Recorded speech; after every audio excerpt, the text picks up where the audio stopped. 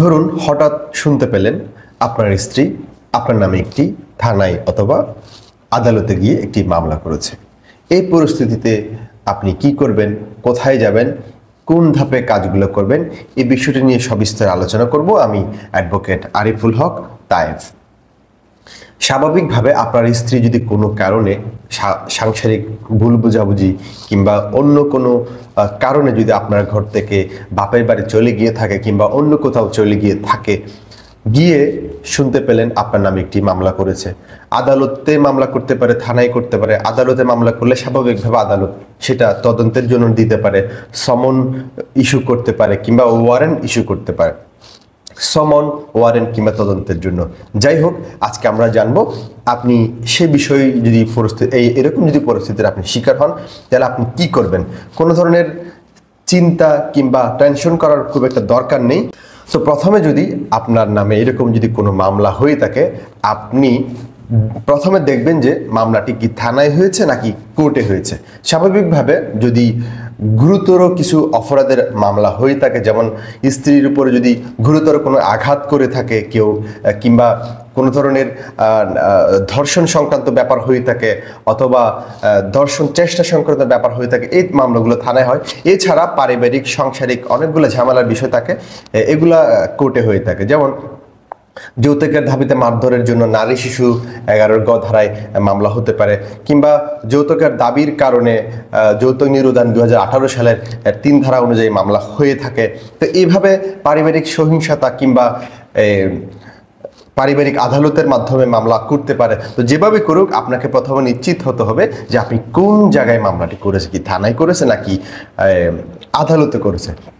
যদি থানায় কিংবা আদালতে যেখানে হোক, আপনি সর্বপ্রথম যে কাজটি করবেন সেটা হলো কোনো ধরনের অমুকের সাথে তমুকের সাথে, স্থানীয় নেতার সাথে, কোনো মাতবরের সাথে, টাউটের সাথে কারোর সাথে পরামর্শ করার দরকার নেই। আপনি শুধুমাত্র আপনার পছন্দের একজন আইনজীবী, যাকে আপনার বিশ্বস্ত মনে হয়, আপনার কাছের কোনো আইনজীবীর সাথে আপনি পরামর্শ করবেন যে আমার নামে এরকম একটি মামলা হয়েছে কিংবা হয়ে থাকতে পারে, যে আমি এখন কি করতে পারি। তখন আপনি প্রথমে যে কাজটি করবেন আইনজীবীর সাথে গিয়ে, সেটা হলো প্রথমত আপনি যে মামলার নকল যেটি অথবা মামলা হয়ে থাকলে মামলার যে কাগজটি, সেই কাগজটি আদালত থেকে সংগ্রহ করে নেবেন।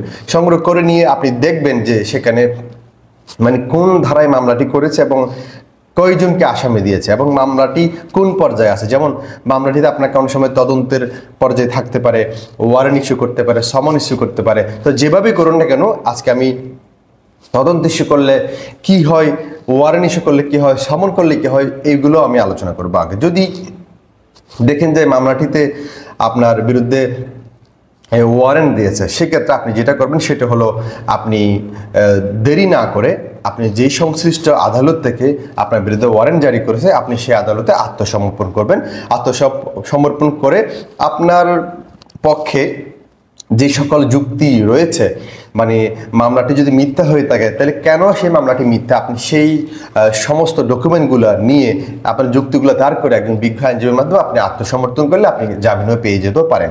এরপরে যদি সমন করে থাকে, অর্থাৎ সমন ইস্যু করে থাকে, সেক্ষেত্রেও আপনি একজন বিজ্ঞ আইনজীবীর মাধ্যমে আদালতে আত্মসমর্পণ করবেন। আত্মসমর্পণ করে কোনো কোনো ক্ষেত্রে আপনাকে জামিন দিতে পারে, আবার কোনো ক্ষেত্রে জামিন শর্ত সাপেক্ষেও দিতে পারে। তো যেভাবেই হোক আপনি আদালতকে শ্রদ্ধা করে আপনি জামিনটা নিয়ে আপনি মামলাটি সুন্দর করে শক্তভাবে পরিচালনা করবেন।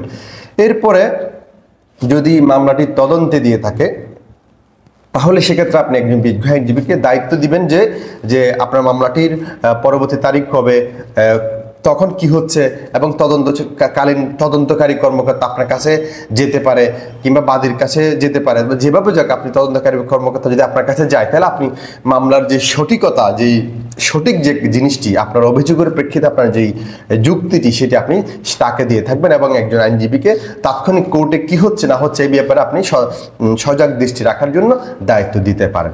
এখন আসি, যদি আপনার বিরুদ্ধে যদি মিথ্যা মামলা কেউ করে থাকে, সেক্ষেত্রে যদি নারী শিশু আইনে যদি মিথ্যা মামলা আপনার বিরুদ্ধে করে, সেক্ষেত্রে আপনি নারী শিশু আইনের 17 ধারায় আপনি ওই মিথ্যা মামলার বিরুদ্ধে আপনি আদালতে অভিযোগ দায়ের করতে পারেন এবং সেক্ষেত্রে আপনার বিরুদ্ধে মিথ্যা মামলা যিনি করছেন তার শাস্তি হবে ক্ষেত্রে। যদি আপনার মামলাটি যৌতুক নিরুদান 2018 সালের হয়ে থাকে, সেক্ষেত্রে যৌতুক নিরুদান 2018 সালের 6 ধারা অনুযায়ী মিথ্যা মামলার বিরুদ্ধে আপনি আদালতে অভিযোগ দায়ের করতে পারেন। এক্ষেত্রে এছাড়াও আপনার বিরুদ্ধে এই মামলাটি যদি অন্য কোনো আইনে হয়ে থাকে বা বাংলাদেশ দণ্ডবিধি আইনে হয়ে থাকে, সেক্ষেত্রে বাংলাদেশ দণ্ডবিধি 1860 সনের 211 ধারা অনুযায়ী এই মিথ্যা মামলার বিরুদ্ধে আপনি চাইলে আদালতকে অভিযোগ দিতে পারেন। এই হলো আজকের আলোচনা এবং পরবর্তী যে কোনো আলোচনায় আমাদের সাথে থাকবেন বলে প্রত্যাশা ব্যক্ত করতেছি। সবাই ভালো থাকবেন। আসসালামু আলাইকুম।